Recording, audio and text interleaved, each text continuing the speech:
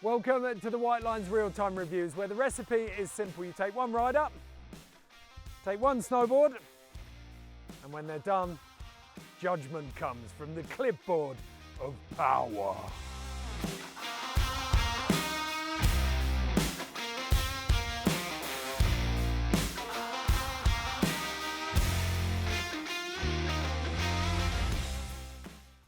The West La Hache 156. It's in its 8th season. It's had a total redesign, a little bit wider, change of nose and tail shape, beautiful understated graphics.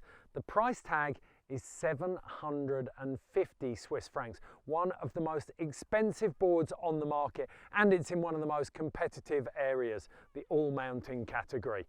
Can it possibly live up to that price tag? Stef Zeestraten's about to find out. All right. Let's give this thing a whirl. The West 156 La Hache. It looks beautiful and simple and clean. There's a little bit of camber under the feet, a little bit of rocker outside of the feet. Apparently it's fancy. We'll feel that out in a minute. Feels nice and light. Actually super light. I'll give him that. All right, easy breezy. All right, woo!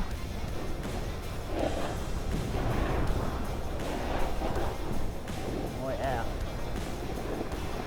Oh. Very nice and smooth. Runs good. Oh. Woo! A little bit rolly, although very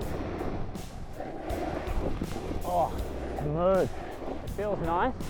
Probably lacking a little bit of pop. That's because of the rocker, I reckon. But what do I know? Whee! Oh, it's super light under the feet. Alright, what is it like in crud? Ah! Bumpy. Smooth through the bump. Not super rigid. But softer for sure. This is what I'm used to. Oh. Ollie up. Whoa! Woo! All right, the West La Hache. First run, 156. This thing is a Swiss-made, very smooth piece of engineering. Just started doing some turns. The turns are smooth, the flex is incredibly smooth, which I really liked. It's super light on the foot, super light swing weight, even though I hadn't even spun with it yet. You could just tell that it's just super crisp on the foot. It's a 156, perfect kind of size for me. I usually ride a 155, 156, sort of 157, so it is right in my range. Has a bit of that sort of camber on the foot. I'm not really feeling how much camber. It feels like there's almost no camber under there, almost feels flat on the foot, but apparently it's there. And then a bit of rocker outside the feet, and I definitely can feel that. Really fun in the slush. Which is awesome, and just kind of lacked a bit of pop, probably because of that rocker as well. Super smooth flex when you do pop, but just takes a bit more. It's not springing back to that traditional camber sort of feel. So yeah, that super nice progressive flex, all of that sort of stuff going on. Really lovely, enjoyable feel to it, but we need to see if this thing holds up everywhere else, so we'll just take it for a run through the park and see what else it does. But yeah, so far so good. Woo, look at that! Smooth as butter. Kind of slushy butter. Oh, it's so fluid. Ow. And it's fast out of the wrapper.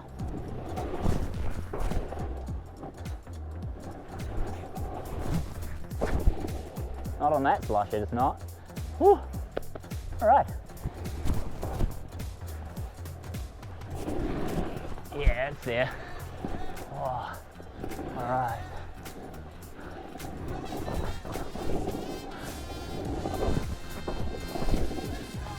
That's nice. Man, this thing is so smooth. Very silky.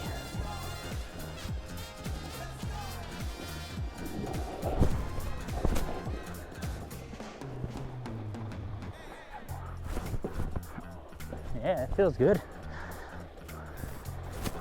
Easy to press.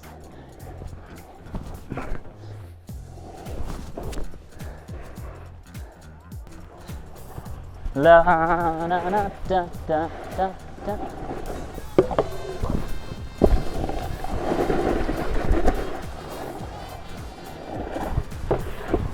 Oh yeah. Woohoo.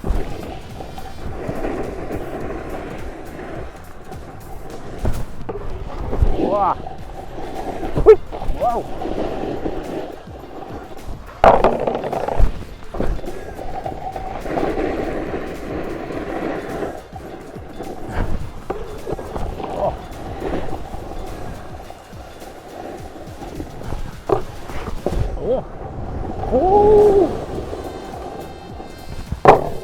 My bad. Ha! All right. Pretty nice out though. Ooh. Oh, it's so nice and smooth. Can't get over it.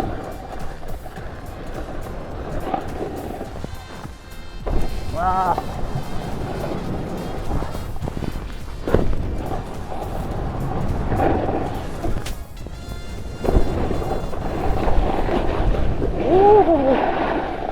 The West La Hache. Price tag is 750 Swiss francs. This is a Rolls Royce or a Bentley of a snowboard. Could it possibly live up to that price tag, Stef?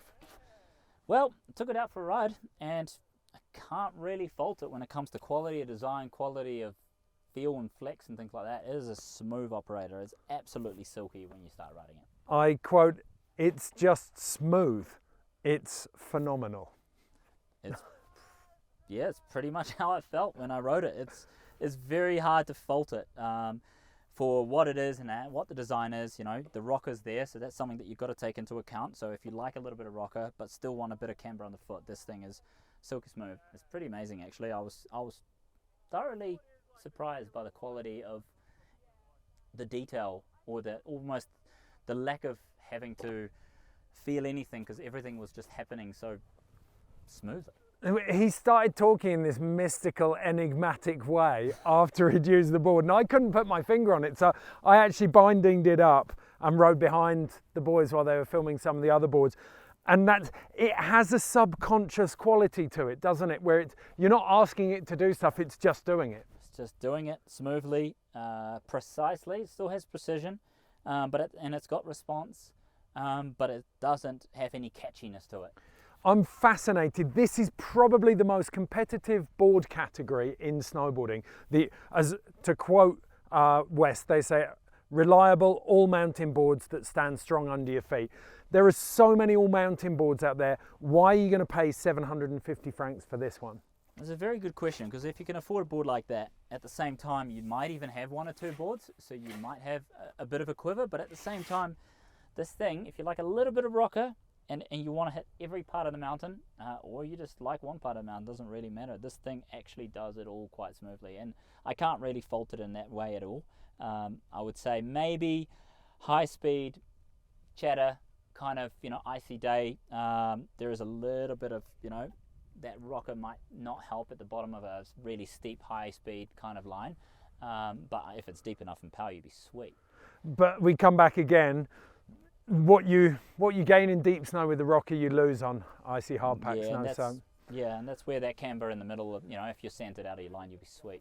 I think as well, it's important to say you picked this up and you were instantly in love with the weight. It's very light. This thing is ridiculously light, and sometimes light feels flimsy, but this light, as soon as you got it under your feet, was not flimsy at all. It was light and delicate.